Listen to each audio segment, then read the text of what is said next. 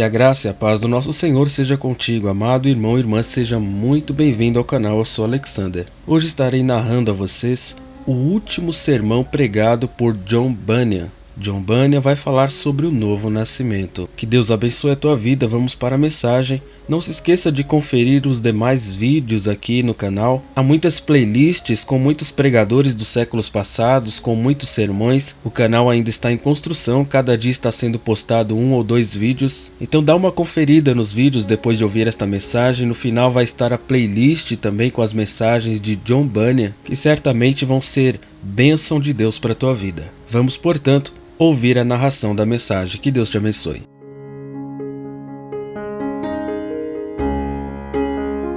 João capítulo 1, versículo 13. Os quais não nasceram do sangue, nem da vontade da carne, nem da vontade do homem, mas de Deus. Essas palavras têm uma relação com o que foi dito anteriormente, e portanto devo encaminhar você para o contexto anterior para que possamos entendê-las corretamente. Aqui está: veio para o que era seu, e os seus não o receberam. Mas a todos quantos o receberam, deu-lhes o poder de serem feitos filhos de Deus, aos que creem no seu nome. Nessas palavras você tem duas coisas. Em primeiro lugar, alguns de seus próprios o rejeitaram quando Jesus se ofereceu a eles. Em segundo lugar, outros próximos a ele o receberam e o deram boas-vindas. Aqueles que o rejeitam, ele também os rejeita. Mas aqueles que o recebem, dá-lhes poder de se tornarem filhos de Deus. Agora, para que ninguém o veja como boa sorte ou fortuna, ele diz: eles não nasceram do sangue, nem da vontade da carne, nem da vontade do homem, mas de Deus. Os que não o receberam, só nasceram da carne e sangue. Mas aqueles que o recebem têm a Deus como seu Pai. Estes recebem a doutrina de Cristo com um desejo veemente. Em primeiro lugar, eu lhes mostrarei o que Jesus quer dizer com sangue. Aqueles que creem são nascidos para isso, como um herdeiro nasce para uma herança. Eles são nascidos de Deus, não da carne, nem da vontade do homem, mas de Deus. Não do sangue, ou seja, não por geração, não nascidos para o reino dos céus pela carne, não porque eu sou o filho de um homem piedoso ou de uma mulher piedosa.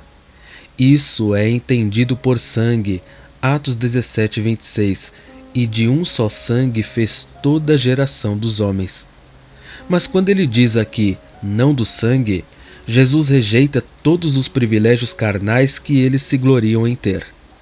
Eles se gloriam que são descendentes de Abraão. Não, diz Jesus, não é pelo sangue. Não pensem vocês que têm Abraão como pai. Vocês devem nascer de novo se querem ir para o reino dos céus. Em segundo lugar, nem da vontade da carne. O que devemos entender por isso? É tomado daquelas inclinações veementes que estão no homem para todo tipo de devassidão, cumprindo os desejos da carne. Isso não deve ser entendido aqui. Os homens não são feitos filhos de Deus cumprindo seus desejos lascivos. Deve haver uma compreensão melhor aqui. Não existe apenas em homens carnais uma vontade de servil, mas há neles uma vontade de ser salvo também. Uma vontade de ir para o céu. Mas isso não funcionará, isso não privilegiará um homem nas coisas do reino de Deus. Desejos naturais pelo mundo vindouro não são um argumento para provar que um homem irá para o céu quando morrer. Eu não sou a favor do livre-arbítrio, o abomino. Mesmo no pior homem, ele deseja em algum momento ou outro ser salvo. Ele lerá em algum momento ou outro, orará, mas isso não funcionará. Assim, pois, isto não depende do que quer nem do que corre, mas de Deus que se compadece. Ele quer e corre, ainda assim em vão. Romanos 9,16. Mas Israel, que buscava a lei da justiça, não chegou à lei da justiça. Aqui eu não entendo como se o apóstolo negasse um curso virtuoso de vida como sendo o caminho para o céu, mas sim que um homem sem a graça, apesar de ter dons naturais, ainda assim não terá o privilégio de ir para o céu e de ser um filho de Deus. Então, Um homem sem a graça pode ter uma vontade de ser salvo, mas ele não pode ter essa vontade de acordo com o caminho de Deus. A natureza conhece somente as coisas da natureza. As coisas de Deus não são conhecidas por nenhum homem, mas sim pelo Espírito de Deus. A menos que o Espírito de Deus esteja em você, ele deixará você neste lado dos portões do céu, os quais não nasceram do sangue, nem da vontade da carne, nem da vontade do homem, mas de Deus. Alguns podem ter vontade, um desejo que Ismael seja salvo. Saiba disso, isso não salvará o seu filho. Se fosse por nossa vontade, gostaria que todos vocês fossem para o céu. A vontade de Deus é a regra de todos.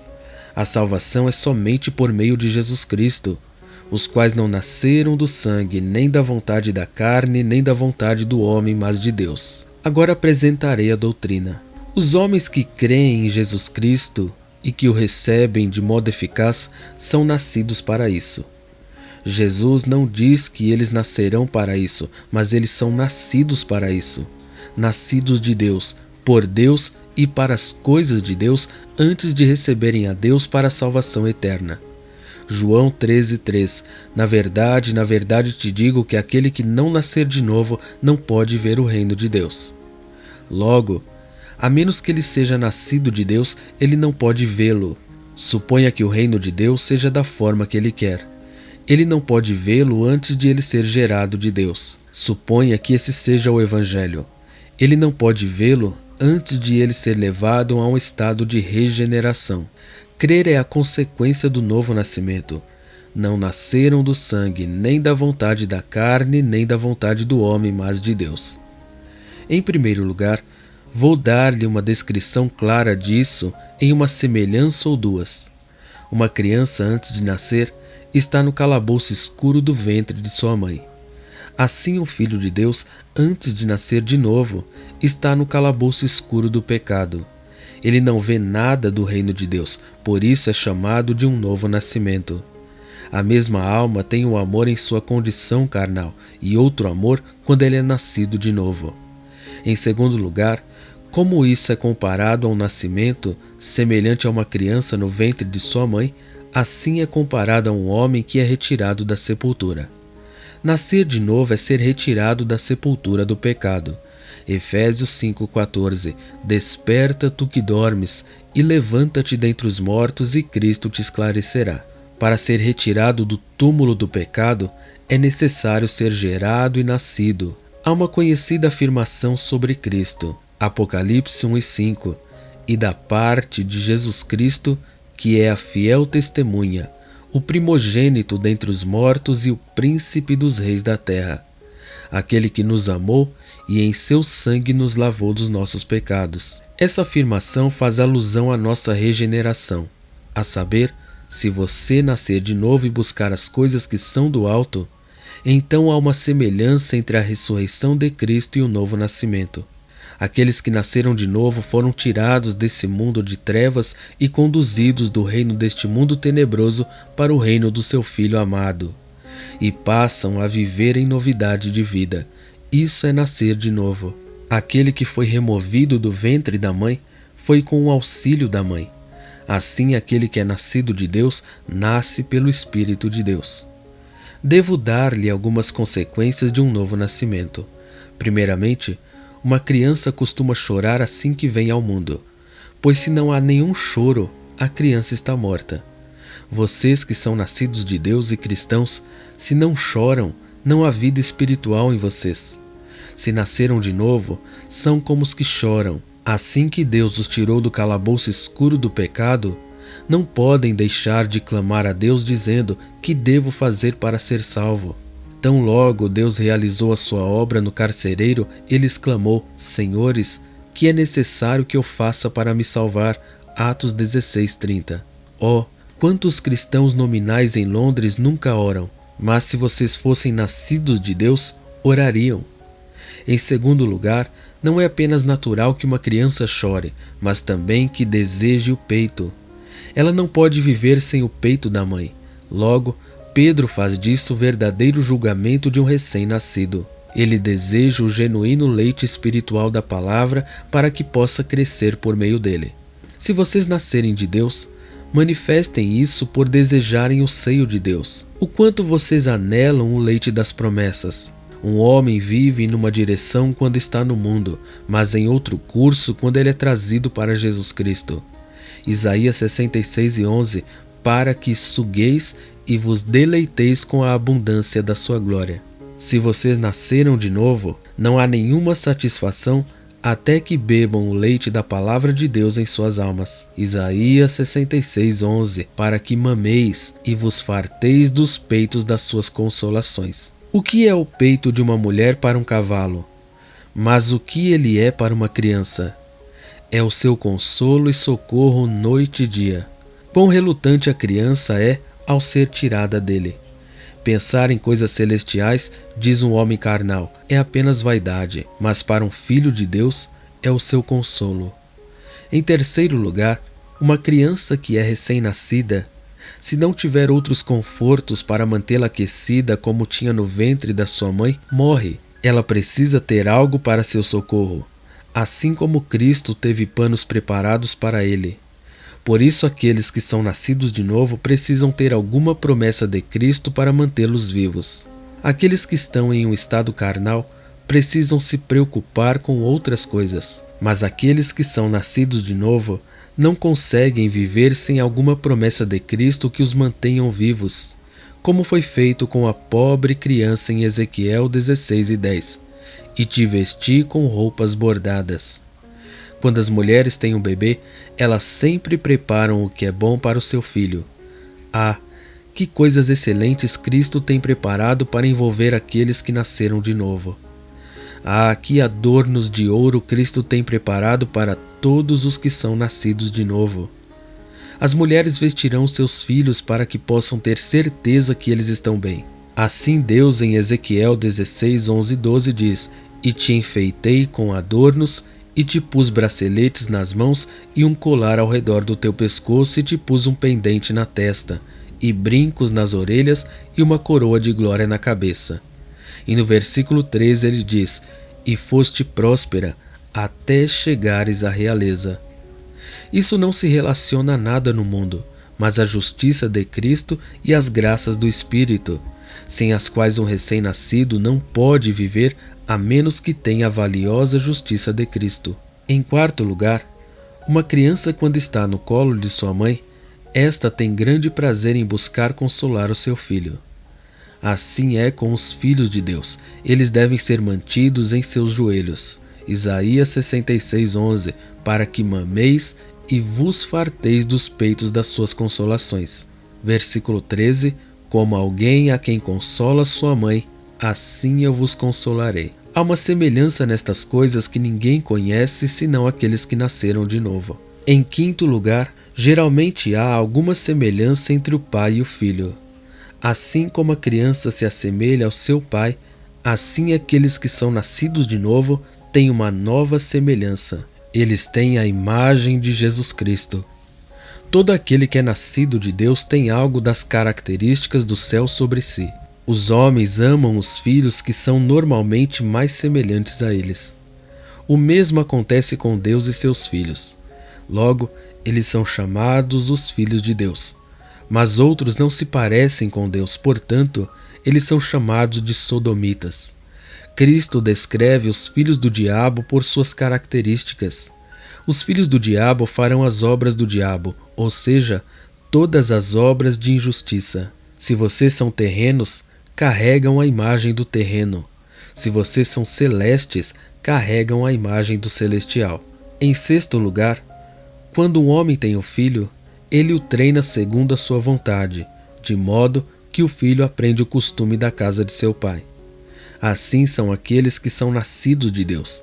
Eles aprendem o costume da verdadeira igreja de Deus. Ali eles aprendem a clamar, meu Deus e meu Pai. Eles são criados na casa de Deus. Eles aprendem o método e a forma da casa de Deus de modo a regularem as suas vidas neste mundo. Em sétimo lugar, os filhos naturalmente dependem de seu pai quanto às suas necessidades. Se eles querem um par de sapatos, eles dirão ao pai: Se eles precisam de pão, dirão a ele. Assim devem fazer os filhos de Deus. Vocês desejam pão espiritual? Digam isso a Deus. Vocês anelam pela força da graça?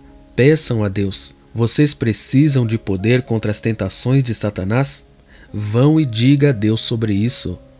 Quando o diabo tentar vocês, corram para casa e digam ao seu Pai Celestial. Derramem as suas queixas a Deus.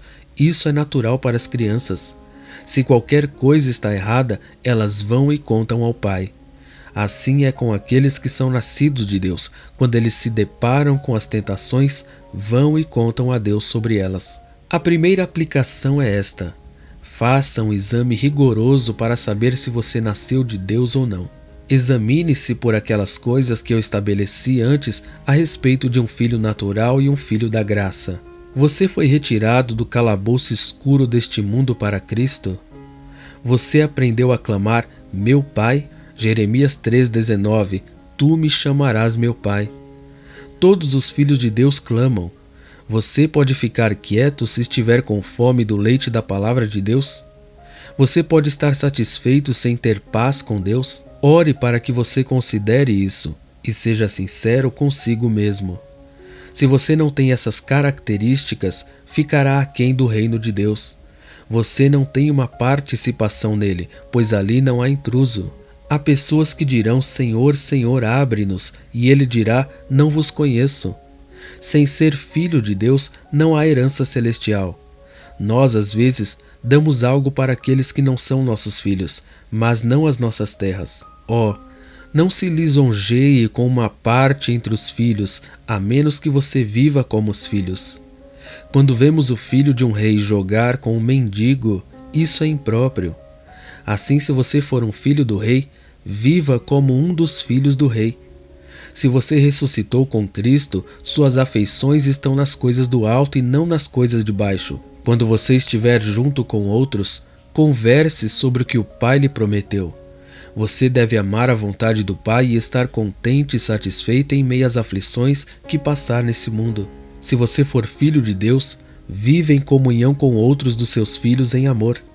Se o mundo contender com você, não importa, mas é triste se você brigar com outros filhos de Deus.